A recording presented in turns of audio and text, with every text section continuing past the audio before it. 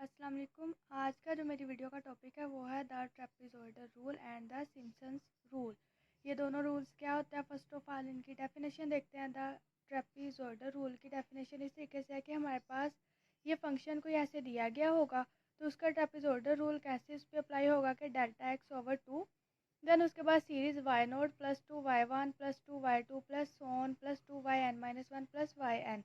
यहाँ पे जो वाई है वो वैल्यू ऑफ एफ है एट द पार्टीशन, जो हमारी पार्टीशन दी होगी उस पर हमने अपने y की वैल्यूज़ निकालनी है। और यहाँ पर जो डेल्टा x है उसे निकालने का तरीकाकार है जो हमारी पार्टीशन मतलब जो हमें इंटरवल दिया गया होगा उससे डिवाइडेड बाय n, जो नंबर दिए गए होंगे उससे डिवाइड कर देना है और हमारे पास डेल्टा x आ जाएगा। फिर हमने इसमें वैल्यूज़ पुट करनी है और हमारे पास ट्रेपेजॉइडल रूल अप्लाई करके आंसर आ जाएगा।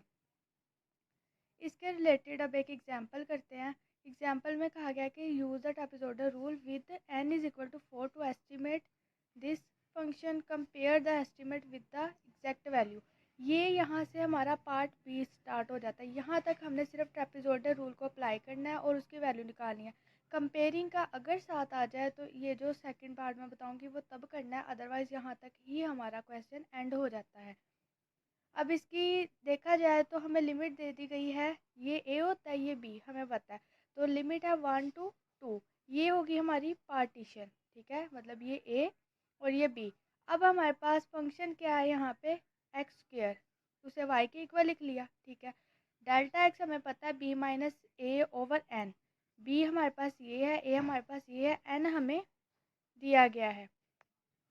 तो इसकी वैल्यूज़ पुट की, बी की पुट की, ए की पुट की, एन की पुट की और हमारे पास आंसर आ जाएगा 1/4। ये हमारे पास आ गया है डेल्टा एक्स। डेल्टा एक्स हमारे पास आ गया है, हमारे पास पार्टीशन मौजूद है। अब हमने क्या लिखाना है, trapezoidal rule delta x over two. अब हमने यहाँ पे y naught to y one मतलब y one y two y three y four निकालने हैं। अब इन्हें निकालने का क्या तरीकाकार है, हमने अपनी x की वैल्यू देखनी है। ये जो हमारे पास आई है यहाँ पे पार्टीशन, ये हमारे पास x की है। ठीक है, x की हमने वैल्यू लेनी है। हमने एक टेबल इस तरीके से बना लेना है, पहले हमने 1 लिख लिया जो हमारी स्टार्टिंग है और लास्ट कहाँ पे आ रहा है 2 पे, तो हमने लास्ट लिख लेना है 2। अब हमने इनके दरमियान वैल्यूज़ लिखनी है कि 1 के बाद जो वैल्यूज़ आ रही हैं वो आ जाएँ और एंड 2 पे हो जाए। देखा कि अगर 1 के बाद अगर लिखा जाए, ये 2 तब आएगा जब या तो यहाँ पे हो 4/2 या यहाँ पे हो 8/4। ठीक है, तो हमने यहाँ पे 8/4 ले लिया, फिर 8 से कम वैल्यू 7/4, फिर 7 से कम 6/4, फिर उसके बाद 6 से कम 5/4।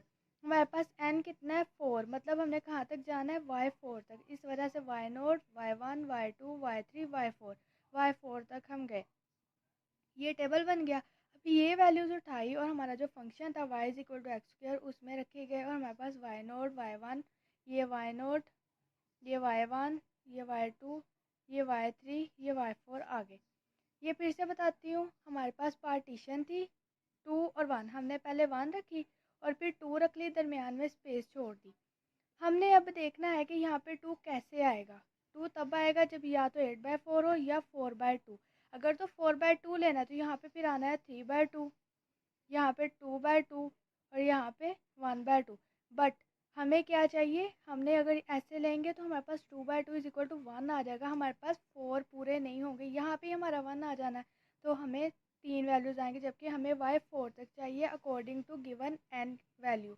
n वैल्यू 4, हमें y4 तक चाहिए। इस वजह से हमने फिर 2 से इसे डिवाइड करके नहीं लिया, हमने इसे 4 से 8 को डिवाइड करके 2 ले लिया, ताकि अगला हमारे पास 7/4, फिर उससे कम 6/4, उससे 5/4 और फिर जाते जाते 1 तक पहुंच जाए, उधर एंड हो जाए।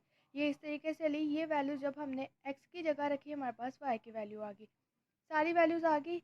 हमने यहाँ पे फार्मूला उसमें पुट कर दी, वाई नोट की वैल्यू 1, फिर y1 की वैल्यू 25/16, फिर y2 की वैल्यू 36/16, फिर y3 की वैल्यू 49/16 एंड देन y4 की वैल्यू 4। ये सारी वैल्यूज़ को जब सॉल्व करेंगे तो हमारे पास समथिंग ये वैल्यू आएगी, उसे डिवाइड करेंगे और ये वैल्यू आ जाएगी। यहाँ पे हमने डेल्टा एक्स की वैल्यू रखी जो कि हमारे पास 1/4 आई थी और वो मल्टीप्लाई 2 से होकर 8 बना देगी, और जो अंदर वैल्यूज़ है वो मल्टीप्लाई होकर 32 नीचे बना देगी। यहाँ तक हमारा ट्रेपेजॉइडल रूल लगकर आंसर आ गया। अब अगर उन्होंने कंपेयर करने को कहा है तो हमने इसकी ओरिजिनल इंटीग्रेशन करके वैल्यू फाइंड आउट करनी है। इंटीग्रेशन करनी है इसकी, तो हमारी x पर जब इंटीग्रेशन अप्लाई होगी तो वो x 3/3 आ जाएगा। लिमिट अप्लाई होगी तो आंसर हमारे पास 2/333 आ जाएगा। ये सोन चलता जाएगा। अब इससे कंपेयर करें तो हमारी जो ओरिजिनल वैल्यू है वो हमारी ट्रेपेजोइडल रूल को लगाने के बाद जो वैल्यू आई है उससे छोटी आ रही है। इसका मतलब यहाँ पे कोई एरर है। वो एरर फाइंड आउट करने का तरीकाकार ये है कि हमारी जो ये वैल्यू आई है, इस वैल्यू को हमारी जो ये वैल्यू आई है इससे माइनस करके और इसी से डिवाइड कर देना है। ठीक है, जो वैल्यू हमारी ट्रेपेजोइडल रूल की आई है उसे लेना है, ओरिजिनल वैल्यू से माइनस करना है और ओरिजिनल वैल्यू से ही डिवाइड कर देना है। या तो 7/3 लिख लें या तो उसे जो हमने डिवाइड करके वैल्यू लिखी है वो लिख लें। करने के बाद सॉल्व किया तो हमारे पास इतने % एरर मौजूद है जो कि हमें नज़र आ गया। ये सेकंड पार्ट है। यहाँ से अगर हमें जस्ट ट्रेपेजोइडल रूल लगाने को कहा है तो हमने इधर ही करके इसे ख़त्म कर देना। ये तो हमारे पास हो गया ट्रेपेजोइडल रूल क्या होता है। उसके बाद हमारे पास है सिम्पसन्स रूल। ये भी उसी तरीके से है, बस थोड़ी सी चेंजिंग है फार्मूले में। गिवन हमारे पास है ये फंक्शन, तो जब हमने सिम्पसन्स रूल अप्लाई करना है तो वो इस तरीके से है कि Δx/3 पहले क्या था 2, बाकी सारी चीज़ वही है। तो हमें पता है Δx कैसे फाइंड आउट होता है और ये सीरीज़ भी हमें सारी पता है कैसे हमने निकालनी है और कैसे ये फाइंड आउट करनी है।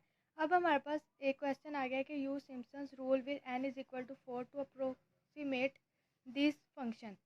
पार्टीशन पहले देख ली, 0 to 2 है वो लिख ली, फंक्शन 5x4 है वो लिख लिया और हमने डेल्टा एक्स निकालना है। डेल्टा एक्स इससे निकल आएगा।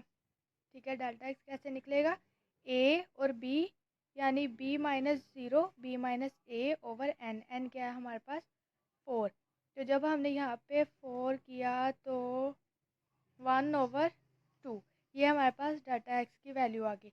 अब हमने निकालने हैं y0 y1 y2 y3 y4। ये निकालने का तरीकाकार इस तरीके से है कि हमारे पास जो पार्टीशन है ये उसे हमने उठाना है। पहले 0 ऊपर लिख लिया और 2 नीचे, दरमियान में स्पेस छोड़ देनी है। n क्या है हमारे पास 4, यानी हमने y4 तक वैल्यूज़ निकालनी है।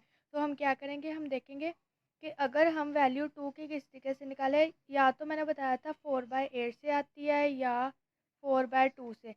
4/8 करेंगे तो वो 0 तक नहीं पहुँचेगा, 3 वैल्यूज़ के बाद 0 तक नहीं पहुँचेगा। अगर हम 4/2 करके 2 लाएंगे ना तो इससे जो पहली टर्म है उसमें 3 आएगा, उससे पहली टर्म में 2, उससे पहली टर्म में 0 पॉइंट समथिंग आ जाएगा और देन वो 0 तक पहुंच जाएगा। इसका मतलब हम 8/4 नहीं 4/2 ले लेंगे, जिससे 2 ये हमें वैल्यू देगा। यहाँ पे हमने ले लिया 4/2, यहाँ पे फिर उससे छोटी 3/2, फिर 2/2 और 1/2। ये हमने ये देखना होता है कि हमने 0 और 2 के दरमियान ही लेना है और ऐसी वैल्यूज़ लेनी है एक्स की जो इस इंटरवल को क्रॉस ना करे। उसके मुताबिक दरमियान में ये वाली वैल्यूज़ लेनी होती है। लेने के बाद अब एक्स की वैल्यूज़ आ गई, उसे हमने वाई फंक्शन में रखा और हमारे पास ये सारी वैल्यूज़ आ गई। अब ये वैल्यूज़ उठाई, जो हमारे पास डेल्टा एक्स की वैल्यू आई है वो उठाई हमने अपने ये जो इक्वेशन है सिम्पसन्स रूल की इक्वेशन उसमें पुट कर दी। जब पुट की और उसे सॉल्व किया तो हमारे पास इस तरीके से आंसर आ गया। ये पता है कैसे लिखते होते, जब हमारे पास ऊपर नीचे वैल्यू आ जाए तो ऐसे डिवीजन करके फिर ये चीज़ इस साइड पे, ये चीज़ इस साइड पे और ये चीज़ इस साइड पे लिखी जाती है। ये इस तरीके से लिखा गया है। अगर ऐसे नहीं भी लिखना तो डजेंट मैटर, कोई मसला इसमें नहीं है। अब इसी वीडियो में एक और टॉपिक है जो है एरर एनालिसिस। एरर एनालिसिस होता है कि समटाइम्स जब ट्रेपेजोइडल रूल या सिम्पसन्स रूल्स को लगाते हैं तो वहाँ पे एरर एनालिसिस आ जाता है। मैंने मेन टॉपिक ये इस वीडियो का करवाना था, बट इसके लिए सिम्पसन्स रूल और ट्रेपेजोइडल रूल की अंडरस्टैंडिंग होना बहुत इंपॉर्टेंट है। देन उसके बाद ये चीज़ें पता चलती हैं।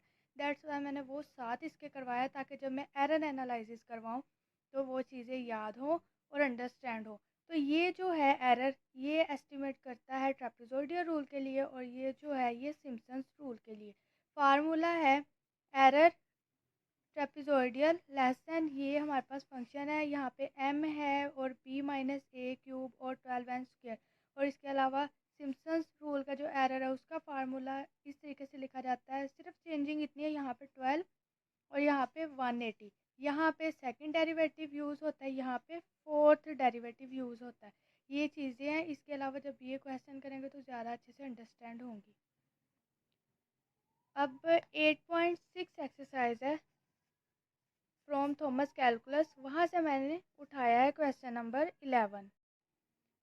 अब क्वेश्चन नंबर 11 इस तरीके से है कि हमारे पास ये वैल्यू दे दी गई है और इसकी स्टेटमेंट को देख लेते हैं कि क्वेश्चन नंबर 11 में क्या कहा गया और क्या फाइंड आउट करना है। ये इसकी स्टेटमेंट है, ठीक है, कि estimate the minimum number of सब interval needed to approximate the integrals with an error of magnitude less than this by the trapezoidal rule and the Simpson's rule. The integral in exercise these are integral from exercise 1 and 8। यानी यहाँ पे कहने का ये मकसद है कि ये जो क्वेश्चंस हैं इनके first of all trapezoidal rule और सिम्पसन्स रूल लगाकर वैल्यूज़ होनी चाहिए हमारे पास मौजूद। देन उसके बाद हम इनके एरर फाइंड आउट कर सकते हैं by trapezoidal rule and Simpson's rules, और उनके मैग्नीट्यूड वो लेस देन हमने इससे रखने हैं। तो तरीकाकार यही, जैसे मैंने वीडियो में पहले बताया है कि अगर एरर एस्टीमेट फाइंड आउट करना है तो उसके लिए हमें उसके ट्रेपेजोइडल रूल और सिम्पसन्स रूल की अंडरस्टैंडिंग होना लाजमी है। देन उसके बाद वर्क कर सकते हैं। अब ये जो क्वेश्चंस हैं इसी एक्सरसाइज 8.6 के 1 से लेकर आगे जो क्वेश्चंस हैं 10 तक या 8 तक, मतलब ये सारे सेम है। इनके जो रूल्स हैं वहाँ पे वैल्यूज़ फाइंड आउट की हुई हैं, फिर वहाँ से कहा है कि अभी यहाँ पे एरर फाइंड आउट करें, एस्टिमेट करें, मैक्सिमम ये मिनिमम वैल्यू ऑफ सब इंटरवल फाइंड आउट करें जो कि लेस देन इससे हो। अब क्वेश्चन नंबर 11 है जिसका सोल्यूशन देखते हैं।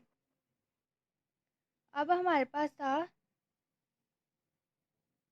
ये क्वेश्चन, ठीक है, मैंने पहले बताया है कि सिम्पसन्स रूल में फोर्थ डेरिवेटिव यूज़ होता है और ट्रेपेजोइडल रूल का जो एरर फाइंड आउट करना है उसमें सेकंड डेरिवेटिव यूज़ होता है। अब ये चीज़ अगर इग्नोर कर दें यहाँ से, टेकिंग सेकंड डेरिवेटिव, सबसे पहले हम करें फॉर ट्रेपेजोइडल रूल, ठीक है, सेकंड डेरिवेटिव लेना है इस फंक्शन का। जब सेकंड डेरिवेटिव लिया तो फर्स्ट डेरिवेटिव लिया वो 1 हो गया, फिर डेरिवेटिव लिया तो वो 0 हो गया, यानी हमारी m की वैल्यू 0 आ गई। जो हमारा डेरिवेटिव का आंसर होगा वो हमारी m की वैल्यू होगी।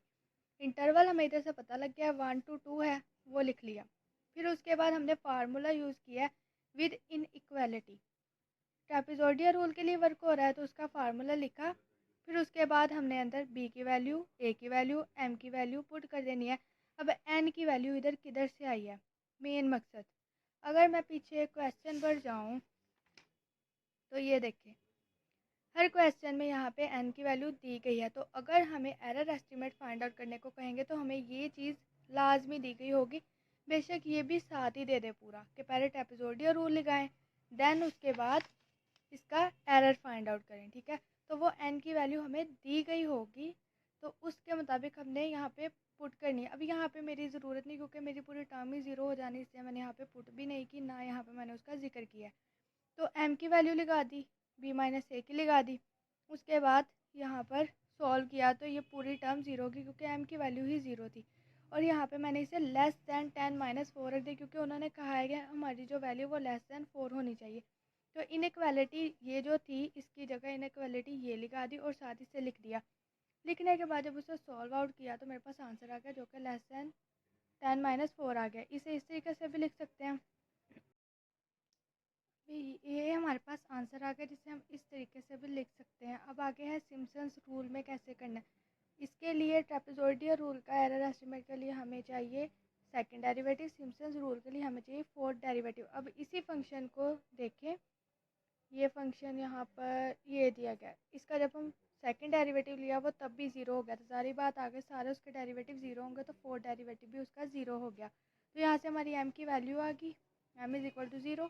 फिर उसके बाद हमने फार्मूला लिखा, ठीक है, सैमसंग रूल का जो है एरर का फार्मूला, और उसमें वैल्यूज़ पुट कर दी। जब हमने b माइनस ए की वैल्यू पुट की, n की डजेंट मैटर करे या ना करे, m की वैल्यू पुट कर दी, ये पूरी टर्म 0 हो जाएगी। और हमने इसकी इनइक्वालिटी को किस तरीके से लिखना है, m b minus a raise to the power 5 over 180 and raise to the power 4 less than 10 minus 4 according to given condition कि इससे हमारी छोटी वैल्यू होनी चाहिए।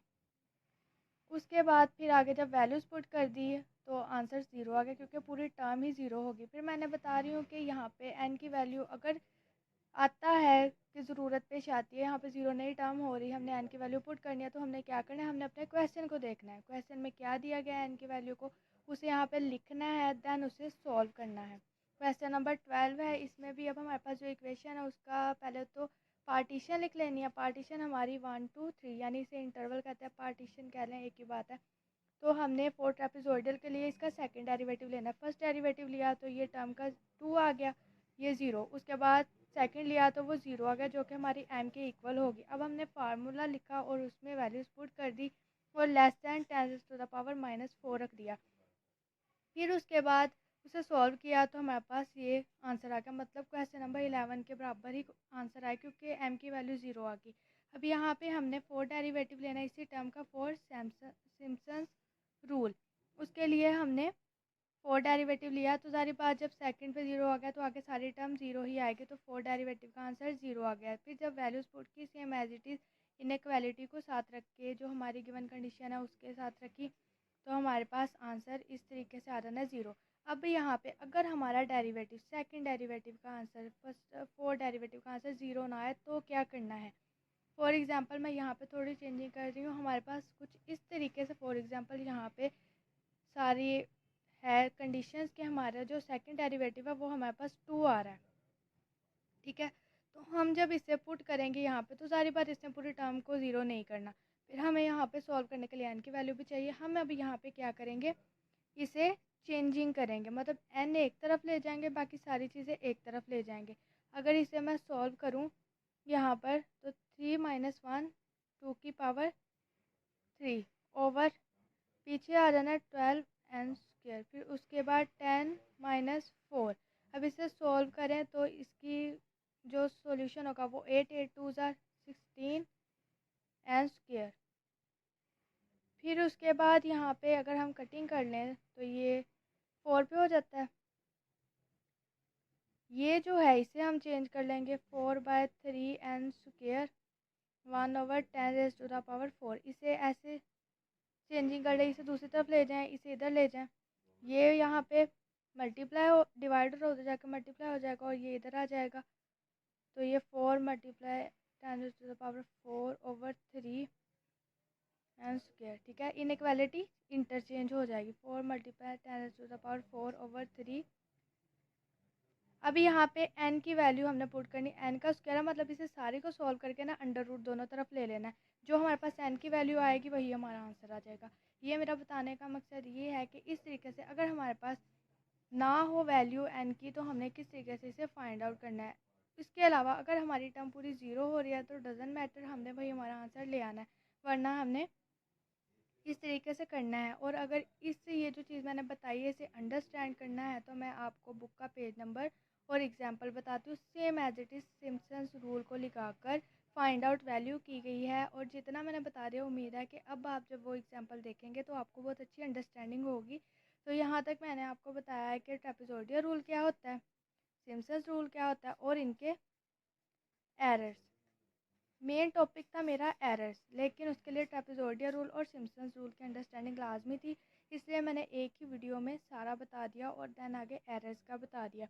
एरर्स का ये तरीका है कि ट्रेपेजॉइडल रूल के लिए हमें सेकंड डेरिवेटिव यूज़ करना होता है और सिम्पसन्स के लिए 4 डेरिवेटिव।